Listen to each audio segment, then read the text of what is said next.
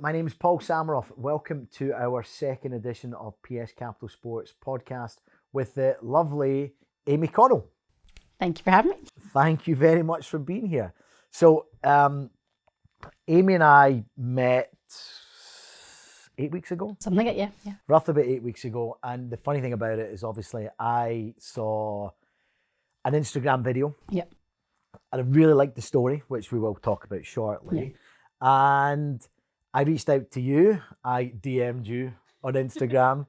And then the kind of rest is history. Yep. You know, we were, and we'll go into this. Obviously, we got to watch you perform a few weeks ago, which we filmed and took some really good videos of, etc. Got to meet your family, etc. But anyway, going back. So Amy is, let me get this right. So 4-time European champion, European medalist. Yep. But then you are Commonwealth gold medalist, Yes. soon to be world champion. Fingers crossed. Yes. Where we're going to be supporting you in Budapest. Yeah. There we go. We got it. Nailed it. There we go. So tell me, how did it all start? Because I'll know the story, but our viewers won't. So my journey started when I was really young. My dad teaches karate, so I was 3 years old, I think, the first time I walked into a karate club and just never left, really. He's been teaching for years. My big sister did karate, so like I was always around people that were doing it, loving it. It just became part of a karate family that we are now. So yeah, I just have loved it ever since. I started competing when I was about 7 years old. I joined the Scotland national team when I was 14 years old. And then from there, it's just been, climbing the ladder and loving what I'm doing, traveling the world. So obviously family, massive part. So where would your inspirations have come from, let's call it? So for me, probably my sister was massive. She was a big inspiration because she was, every little sister looks up to her big sister and things like that. And for me, she was like in the Scotland national team when I was a lot younger, so she was already in it. I was watching being like, oh, imagine I could be in that one day. And then eventually I think we did maybe 2 or 3 Europeans or Worlds together before she retired. So it was quite cool that eventually we got to actually do it together. But she was one of my biggest inspirations growing up. Cheekily, I have to ask, if you guys were going to compete against each other, and you've probably been asked this before, who would win? So, I mean, in defence, we do different disciplines. She did kata and I did fighting. So I am a fighter. So, I mean, biased, but maybe I would take it a little bit. Yeah. Sorry, Steph. No, that's great. Okay, so tell me, kind of the build up to an event. Now, we've obviously filmed you training, and my favourite thing about watching you is that, you have this energy around you, you're smiley, you're happy. I mean, and I love it. It's infectious, right? I wish more people in the world were like that, right? But then all of a sudden, you just go like this. And I swear to God, it's like fight mode. Yeah. And I'm like, I'm not going to stand next to her. So what is it? So tell us about your preparation. So, like I've always kind of, when I was younger, I had like routines that I would do, and like I like to have like a plan of what I'm going to do, I think. So for me, because it is very different, like you said, like I'm a very happy, bubbly person, but on the mat, you're a completely different person. So for me, like I've got like my kind of night routine that I do before competitions, like I do visualization, everything like that. And then pre-match, I've got like a little routine I do with my coach and kind of keep the warm up the same. I've got my little book that I read from. So I just kind of keep everything very similar. And that's kind of how I kind of get into that zone. Because it is like a change, and obviously you've been there before, so like it's happy, chilled, and then I go into the warm-up area and just kind of get into my emotions, and that's how I get back into that kind of fighting mode. Yeah, I think, it literally is like you're switching a flip. Yeah. That's it. Yeah. Okay, so, and then any kind of goofy, kind of superstitious things?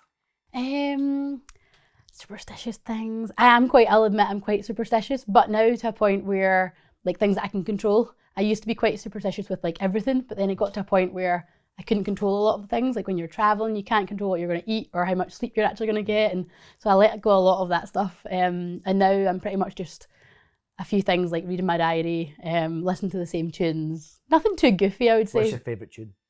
Cheese Central. If you looked at it, I'd be so embarrassed. It's just like a cheesy playlist. That's what gets you going, isn't it? Everyone's different. So yeah, for me, it's just kind of like, little things that make me feel comfortable. Okay, good. Right, so tell us, what's the plans for this year? I mean, I know I say we. Yep. See, Yeah, we're in this together. There we are. So obviously you've got Budapest coming up. Yep. And your category is 54, 55. Yeah, almost. There you go, 55 kilograms, right? The people you're competing against, is there, obviously from around the world, anyone you've previously competed against? Yeah, a lot of them. I think because now when you were on the Olympic cycle and on different things, you get to know people so well. So you fight them kind of every month. So yeah, I think it's a good thing and a bad thing. You know, it's like you get to know everybody really well, but then obviously on the day people fight differently. So it's using the tactics you remember, but also kind of adapting in the situation. Do you watch, I mean, for football wise, you'll study teams religiously. And now it's a lot more accessible, but I'm sure it probably is for you as well. Yeah, it's the same. Yeah, on YouTube, you've got an endless amount. You can kind of look at opponents, see how they fight, how they move. Obviously, from being at competition, you've seen them in person as well, so you kind of get a feel for. Because there's a lot of tactics to karate. You've got people that are aggressive fighters. You've got people that are a bit more counter fighters that will wait for you. So yeah, it is quite tactical. Okay, who's your toughest ever opponent? Oh, it's very varied. I wouldn't say there's one that's been like the hardest, because every competition, everybody peaks at different times and everyone's different. You've got really strong countries, like you've got, for me, it's like Ukraine's really strong. You've got like Egypt, like all those kind of countries are really strong as well. Like Egypt are very good kickers and stuff, so quite different to European fighters. Interesting. So it's interesting, yeah. Are you quite tall for your weight category? Yeah, which is good. So that's a good advantage to have, quite a tall category. I mean, that wasn't one of my questions, but I was just out of interest. Yeah. Okay, so one of my favourite questions, which is kind of, and I've not told you about this question. Oh, okay. Going back 10 years ago. Yep. What would you have said to yourself? What would you say to yourself now? Would you have, are you on the path that you thought you were going to be? Have you exceeded that? Or what would you have said to yourself? So, I love that question. So I would probably, looking ahead now, like I'm so proud of where I am, definitely. Like, I mean, as a little girl, to be part of Team GB was only ever like a pipe dream. We weren't even in the Olympics when I was a wee girl growing up. So for me, like, that's massive. The fact I was able to be the first Scottish female athlete to compete for Team GB, like was a goal that I would have never even really thought I could have made. And then also just, I think, looking ahead, I'd have been like, just enjoy the process. That would have been my biggest thing I'd say to myself when I was younger, because sometimes you get so caught up in like everything, don't you? And you always want to be the best of the best. You forget that 95 or 99% is the journey and the training and the hard stuff behind the scenes. Like most people see the kind of shiny stuff, the gold medals and stuff like that, but 99% of athletes, it's all behind the scenes, the blood, the sweat, the tears, like all that part. So I think I would just say, like, enjoy that process a bit more and don't feel like you should always be high on life and training. Like you're going to have ups, you're going to have downs, but like I love what I do and I think that's why I keep doing it. So you're very blessed to do what you love, and I totally agree. I think there's so many athletes who just go through the emotions and you won't take a step back until maybe later on when it's too late to really, really appreciate it. And that's why nowadays quite a lot of the top football managers or ex-players, your Steven Gerrards, whomever, they do talk about it. They're like, they just wish that they had taken a step back to really appreciate it. So then let's fast forward 10 years later. What do you want to have said to yourself, or what do you want to have accomplished? And so I'll definitely have been retired by then. And my main goal now is to have a world championship gold medal. That's the one thing that I really want to tick off. My career has been great. I've been so fortunate to win European medals and be part of it in Commonwealth, things like that. But for me, I really want a world gold. It's the epitome of sport for me, really. Yeah, that's great. Yeah. I mean, that would be, obviously, like you said, that's kind of you hitting your kind of your top. So the journey is to where we are just now, and you've been, this is what, year 14-ish? Yeah. Good maths on the spot. Okay. What would you tell somebody who's starting their journey, or and I'm not talking about somebody who's 7 years old starting it. I'm talking about somebody who maybe they've got some potential. I don't know. Is this at is this at 7 or is this 10 or 11 or is this 15, 16? It depends. Like it's one of those things. Like I started when I was younger, but you've got a lot of people that do start when they're a little bit older. Like karate is. It's one of those sports that you can learn so much through it. You don't need to be a God-given talent like when you're 3 years old type thing. So I would probably just say like the biggest thing is just enjoy it. Like, and it sounds so cheesy. It's like enjoy the process, but it's like at the end of the day, if you love what you do, you're going to be good at it, and you're going to practice harder. You're going to enjoy the process more. But I think if you're going, you're thinking everything's a struggle and it's hard and you're tired and you hate the training, then it's not going to be fun, isn't it? Not? And you'll get to a bit where you burn out and you just don't enjoy it. So I would just say you have to find the balance of like the lifestyle and like the training that you enjoy. It doesn't feel like you're missing out on other stuff, that you can still do the other things you want to do in life.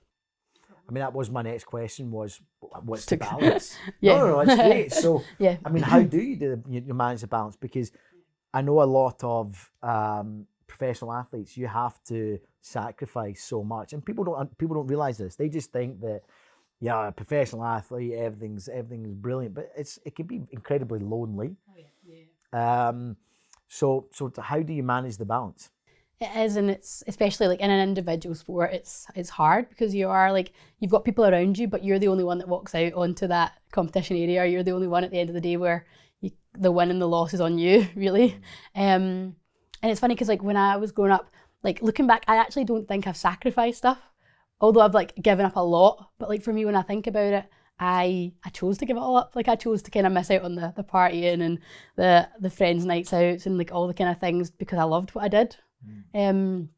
So for me, like obviously I did sacrifice stuff, but the way I look at it was just like I chose to live this life and I get to travel the world, like compete. Like I've had so many experiences that I probably would have never had if I didn't follow that path with karate. And for that, like I'm so grateful that I get to do that side of it. But it is hard to balance. Like it's hard to balance, especially in this kind of sport that I've chosen, to balance like a career, to balance like friendships, relationships, like everything like that. Like you're up in the morning early, you're training late at night, you're knackered on weekends. So even when you get rested, you kind of just want to chill. So it is tough to really kind of balance everything like that and be on top of your game as an athlete. Yeah. No, and again, let's go back to a lot of people don't understand or can't appreciate it, especially when it comes to big sports like the football and side of things, as in the monetary side of things.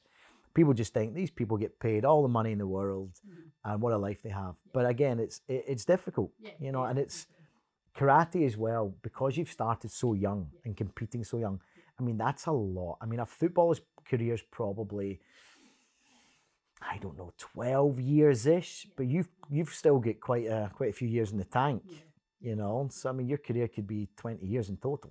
Yeah, I mean, it's one of those sports that people, like, you've got people that are 39 that are just retiring now. It's totally varied, like, people just pick and choose. It is a good sport in terms of there's not one age that's just like, okay, that's you done. Yeah. So it's interesting to see when people peak and things like that. Okay. No, great, and I appreciate that. So now a little bit of a harder topic. So obviously you went through a pretty unique situation. I think we were about 20 years old. Yeah. Again, I know the story, but our listeners won't know the story. So can anyone just tell us the kind of the events leading up to it, what's kind of transpired, etc.? So I had a really bad injury when I was about 20 years old. I was leading up to the World Championships at the end of the year. And I suppose like most athletes, like I was training like absolutely solid, going all out, loads of plyometrics, lots of jumping, things like that. And I had a lot of pain in my shins, but again, I just thought it was shin splints that most people, athletes, think it's just something simple. So I'd strap them up, I would keep training through it. And then after World Championships, I came 7th there, so we had a good solid few rounds in. And I came off the mat and just my legs were in absolute agony. And when I came home, I realised I got x-rays done. And that's when they had bilateral stress fractures on both legs, so completely, I think about 10 on each leg. And they just put me in cast straight away, and I was in a wheelchair. So big change from where I was, because at that time I thought I was kind of in the peak of my career, doing well at Worlds and really looking forward to the next Europeans and the next year. So that was tough, a tough time to be told, well, actually you might never be able to do your sport again. As someone who's 20 years old, that's all they ever want to do. So that was a tough time for me. And it took a long process. So you're in a wheelchair for maybe 3 months or something like that of being completely in the wheelchair. wow. And then so what is it? So just eventually, like any broken leg or 10 fractures is a bit different. So obviously they heal. And then what? Is it just totally just thinking, right, my mindset is not doing this anymore, or slowly but surely, let's see what can be pushed? It's a funny one, like looking back now, I don't actually know how I had the mindset that I had, because I remember like everybody from left, right and centre was like, you'll never be able to do your sport, like it's just bouncing up and down, like that'll come back again, like it's a recurring injury. But at the time there was something in me that was like, I may as well try my best. Like there's no harm in pushing your body, pushing your mind, and if we get back there, amazing. If we don't, I'll look back and be like, you know what, I tried my best and I did it all. And we did, like we managed to, it took a long process. It took about 2 years in total for me to get back to, you know, even just regional competitions. But we got there, and now it's actually even better than it's been before. I love it. And probably, and this is going to be a bit weird me saying this, but that happening will totally make you appreciate more, or I suspect it'll make you appreciate more what you have. Yeah, 100%. Like you do take it for granted before, like I definitely done. Like I was saying, like you're used to doing well as a junior person. You don't really think about it. You're just like, I'm good at this sport, like this is what I do. And then you get to something that says, actually, take a break. You might never be able to do this again. Like that just is like an eye-opening thing to go, oh my goodness, like I might not be able to do it again. Yeah, and it's so young as well. Yeah. So here we are, obviously, you know, 8 years after it, and you're looking pretty good shape. Doing well now. They're all good now. No, you're doing well. I mean, we watched you win gold 2 or 3 weeks ago, and you were flying in all shapes and cylinders. Okay, so again, is there anything that you would like to share, or anything you would like to tell kind of viewers? Anything else really kind of about yourself, or the journey, or anything else that you'd like to kind of for people to know about Amy Connell? On the spot. I think just like for me, like I'm grateful for my journey. Like you said, like things happen along the way that make us who we are. And that thing happening to me definitely brought me into who I am today. And there's been lots of little bits up and downs, and you know, people, they only kind of get to see your highlight reel, I suppose, at the end of the day of the successes and the wins. But it is tough being an athlete. It's tough to balance everything. It's tough to do that stuff. But like I love what I do, and that's why I do it. Like stepping out onto that competition floor, it's just like where you feel like happy and excited and like ecstatic to be there. Yeah. But that's the small percentage at the top of it. It's the best of the best when you're in that area. So it's just making sure you enjoy the process along the way, and I'm grateful for that. And obviously you've been an athlete yourself, so you know what it's like to go through the hard times. But yeah, I think probably my one of my favourite things about your journey is how involved your family are. I mean, your dad's been a sensei for over 40 years or so. And I think it's not too normal that families are so invested in it. I mean, your mum shouting from the sidelines. In fact, she wasn't even shouting so much because she just she's been there, done it for all of you. But the fact that she's there. And then your sister's such a big part. Obviously, she was part of your training camp. And then it's your brother-in-law. I mean, it's incredible. In fact, then your father gave you the medal at the last event, and they said keeping it in the family. And that's amazing. That's not normal, and that's a beautiful, beautiful thing that you guys have. And, you know, it's a testament to kind of your upbringing and so forth. But apart from that, look, we're delighted, PS Capital Sports is delighted to be on your journey. We're traveling to Budapest to watch you. So we're going out there. I don't know, is it like probably a week in total? Yeah. I mean, so we'll probably be there for 2 weeks. And no, but we can't wait to see it. I mean, hopefully this is, you know, your time to shine again. We appreciate having you on. We're going to have you back on later on the podcast, probably close to the end of the year, after you've got your gold medal to show us all. That's good. Yep. But I just want to say thank you to you though. Like, this is just the opportunity you've given me here is like what athletes need, like a lot of the time. That's what makes it easier to be able to balance everything when you've got support from such an amazing company. So thank you. Well, really, it's greatly appreciated. No, it's our pleasure. And that's it. Thank you for having you on, and we appreciate your time. Thank you for having me. Thank you.